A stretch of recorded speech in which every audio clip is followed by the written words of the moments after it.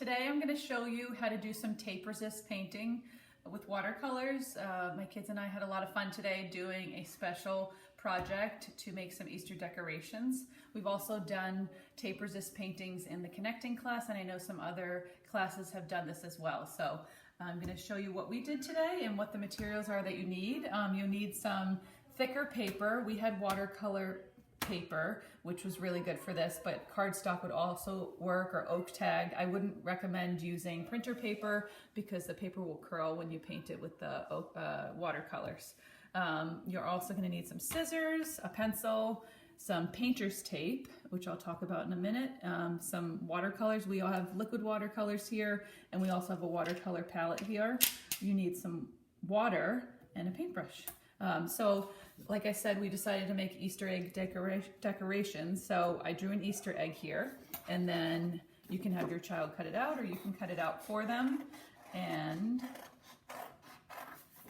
then you will give it to them along with the painter's tape that you have. I happen to have some skinny painter's tape, which I thought worked really well for this activity because you could do a lot of details with the tape. If you have thicker painter's tape, that will work as well. You can also cut it down to make it thinner. So what you'll do is you'll take the painter's tape, and let me just find where you can peel it off. Sometimes it's a little hard to find the end, and you'll peel it off. Now, when I gave this to my older son, he needed some scissors. He did have trouble ripping it, so you can either rip it for them or give them scissors. And what you do is you just kind of make a design on your paper and make sure you push it down really good. If there's any extra, I folded it over to the back.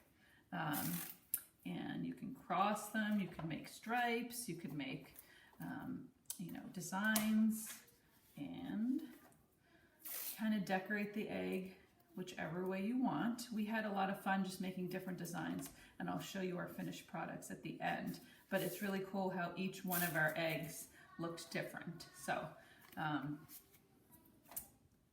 just going to do it like that. And like I said, make sure you push the tape down so there's no bubbles in it and the paint won't go underneath, because it's called tape resist because the paint, you can paint over it and it won't go through the tape, and you'll see what happens when we pull it off.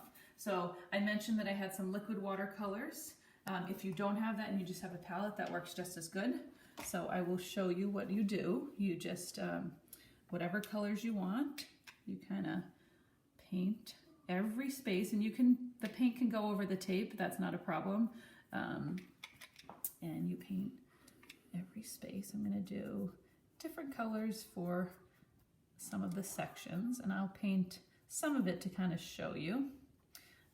I like the liquid watercolors a little bit better because they're a little brighter, and the coverage goes quicker to get it done. So I'm going to paint this one, and I'm going to do one more to kind of just show you. Now you will, you want to mix up your brush so you change the color of this. I think I kind of blended the colors together, which is fine. You would want to let your egg dry before removing the tape, but if you let it dry for a few minutes sometimes, or an hour should be enough, then you can pull the tape off slowly, and I'll show you what some of the finished products look like. My older son had a lot of fun with the Easter egg decorating today, and these were the ones that he made, and my younger son made the bottom one. So if you pull it off carefully, it will leave a white space where the tape was, and it's really cool how they all look different. So I hope you have fun trying this art project. I know we did, and I think that we're going to make a lot more to decorate our windows. So have a good time painting. Bye.